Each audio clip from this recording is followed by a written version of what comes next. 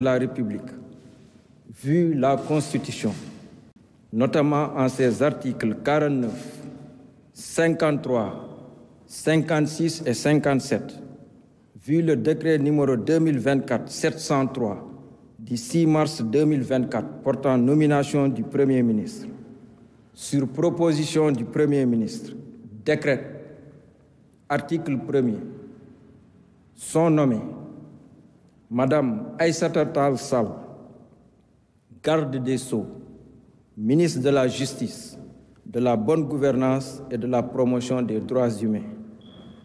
Monsieur Mohamedou Makhtar Cissé, ministre de l'Intérieur. Monsieur El Hadj Omar Youm, ministre des Forces armées. Monsieur Mankeur Ndiaye, ministre des Affaires étrangères et des Sénégalais de l'extérieur. Monsieur Mamadou Moustapha Ba, ministre de l'économie, des finances et du plan. Monsieur Antoine Félix Ablaye Diome, ministre du pétrole et des énergies.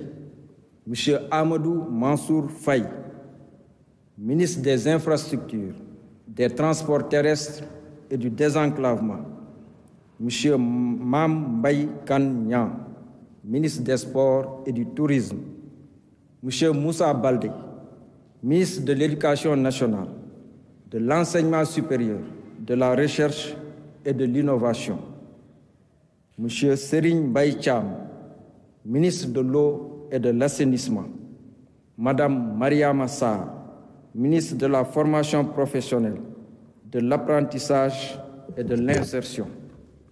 Monsieur Oumar Sarr, ministre des Mines et de la Géologie. Monsieur Samba Ndiobenka, ministre de l'Agriculture, de l'Équipement rural et de la Souveraineté alimentaire. Madame Thérèse Faye Diouf, ministre de la Femme, de la Famille, de l'Équité et du Développement communautaire. Madame Annette Seck, ministre du Travail, du Dialogue social et des Relations avec les institutions. Madame Marie-Khemesse Ngom Ndiaye, ministre de la Santé et de l'Action sociale. Monsieur Abdoulaye Seydou Sow, ministre de l'Urbanisme, du Logement et de l'Hygiène publique. Monsieur Aliou Ndoye, ministre de l'Environnement, du Développement durable et de la Transition écologique. Monsieur Abdou Karim Fofana, ministre du Commerce, de la Consommation et des petites et moyennes entreprises, porte-parole du gouvernement. Monsieur Modou Diagne Fada, ministre des collectivités territoriales, de l'aménagement et du développement des territoires. Monsieur Aliou Sow, ministre de la Culture, des Industries créatives, du patrimoine historique et des loisirs. Monsieur Moustapha Diop, ministre du Développement industriel et des petites et moyennes industries. Monsieur Biram Faye, ministre de l'Artisanat et de la transformation du secteur informel. Monsieur Pape Malick Ndour, ministre de la Jeunesse, de l'Entrepreneuriat et de l'Emploi. Monsieur Pape Sagna Mbaye, ministre des Pêches et de l'Économie maritime.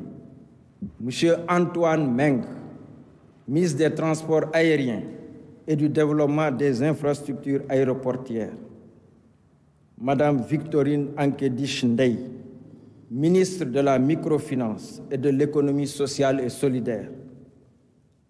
Monsieur Daouda Dia, ministre de l'Élevage et des Productions animales.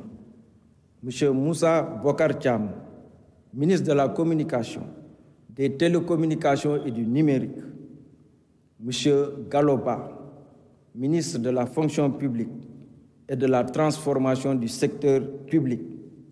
Monsieur Pape Amadou Ndiaye, ministre auprès du ministre des Infrastructures, des Transports terrestres et du Désenclavement, chargé du développement des chemins de fer. Monsieur Mamadou Saliou Sow, ministre auprès du ministre de l'Intérieur, chargé de la sécurité de proximité et de la protection civile. Monsieur Issakha Diop, ministre auprès du ministre de l'Eau et de l'Assainissement, chargée de la prévention et de la gestion des inondations, Madame Aminata Angélique Manga, ministre auprès du ministre des Affaires étrangères et des Sénégalais de l'extérieur, chargé des Sénégalais de l'extérieur. Article 2. Le présent décret sera publié au journal officiel de la République du Sénégal, fait à Dakar le 8 mars 2024 par le président de la République Macky Sall, le Premier ministre Sidiki Kaba. Par ailleurs, Monsieur le Président de la République, par décret de ce jour, a nommé Monsieur Ismaïla Madior Fall en qualité de ministre, directeur de cabinet du Président de la République. Je vous remercie de votre attention. Merci, Monsieur le Premier ministre.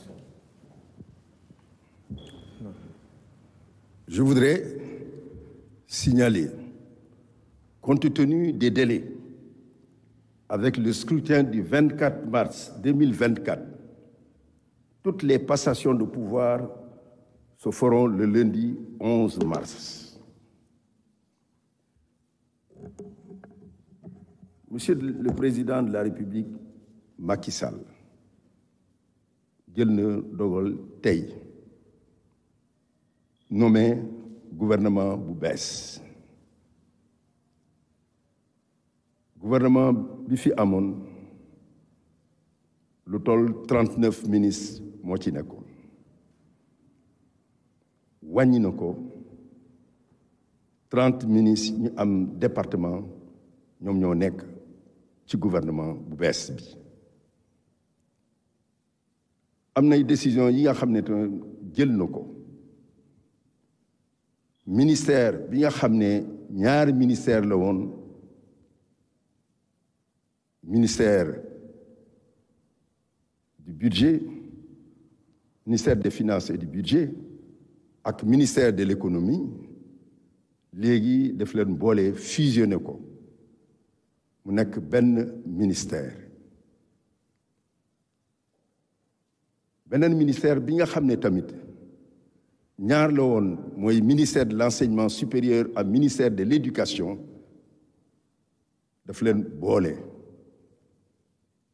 Loolu resserrement la comme nu mu ko waxee, ndax dafa bëgg liggéey bi na aw ci lu gaaw et dans l'efficacité. Di préciser tamit que le président de la République dafa joxe ay mission gouvernement bu bees bi. Mission bi ñeent la, ñeenti priorité yi nga xam ne mooy di gouvernement bi dafa war a jël matuwaay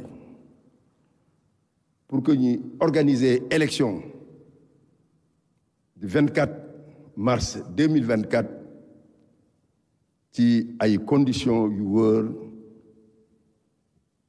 pour que ñu mën a def élection comme nu mu ko waxee transparente et apaisée. Li ci topp am na ay question yu jëm ci kaaraange réew mi, am na tamit ak yeneen question économique ak sociale. Gouvernement bi dafa war a jël loolu yëpp en charge ci lu wër pour mu saafaral ko.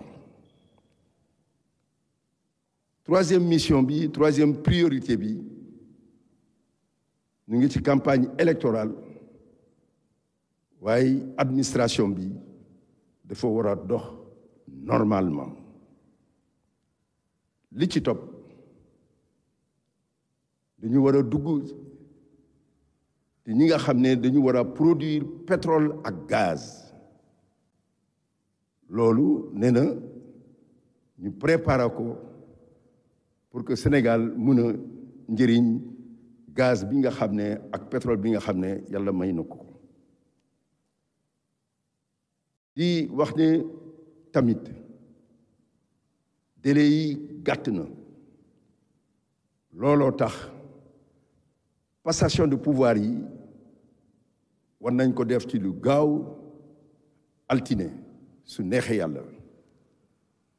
loolu laa leen bëgg a wax loolu moo doon mission bi nga xam ne président le confié ci gouvernement bu bees bi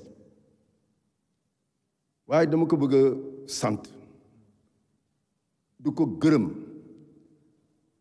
ndax desalatuma dara bi ma nommé ci gouvernement ay ministère régalien rek la ma nommé dafa ma njëkk a tabb ministre de la justice, ensuite ministre des affaires étrangères, ministre des forces armées topp ci, ensuite ministre de l'intérieur. lu ci gën a kawe ci station gouvernementale mooy premier ministre alarba bi passé mu nommé ma premier ministre du Sénégal. parcours boobule saabu du faute boppam waaye leeral ko dafa baax ndax mën nay wax guléet la. C'est la première fois un ministre mu am ñeenti ministère régalien après mu am station bu gën a kawe premier ministre. donc di ko ci sant di ko gërëm di gërëm population du Sénégal oriental ñi nga xam ne yàgg nañ ma soutenir ci action politique ak sociale et culturelle bi ma def foofu waaye du ma fàtte sama waajur ñu fi jóge éducation bi nga xam ne jox nañ ma ko te loolu moo waral lii yëpp waaye ci situation bu mel nii mën nañ wax ci fi mu ñu war a commencer mooy suñu borom ndax moom mii moom mooy dogal lépp di ko sant di ko gërëm ak yonon bi sallallahu taala wa salim di gërëm sama compatriotes yi ci seen soutien ci liggéey bi ma yàgg def à la tête de l'État du Sénégal wasalaam